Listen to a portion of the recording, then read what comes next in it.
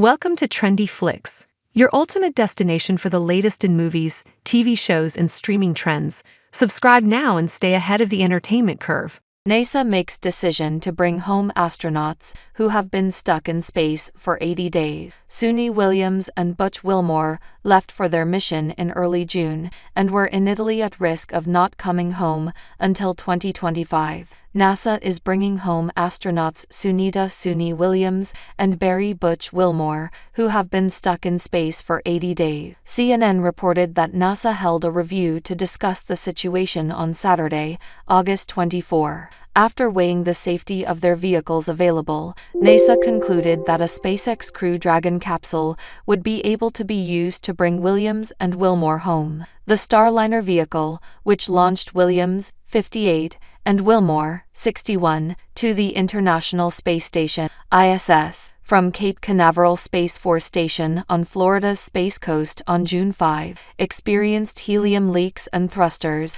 that weren't functioning amid their trip into space. The mechanical issues initially seemed minor, and Boeing stated that they wouldn't affect the astronauts coming home on time. However, NASA revealed days later that the aircraft would potentially not be safe for their trip back to Earth, which set their return timeline to 2025, and the organization began brainstorming. An initial plan to bring the astronauts home wouldn't have been possible until February 2025 at the earliest. Now, the astronauts will return in early September, thanks to a unanimous decision from NASA representatives. We have had mistakes done in the past. We lost 2 space shuttles as a result of there not being a culture in which information could come forward, NASA Administrator Bill Nelson said. Spaceflight is risky, even at its safest and even at its most routine, and a test flight, by nature, is neither safe nor routine, he added. Boeing, meanwhile,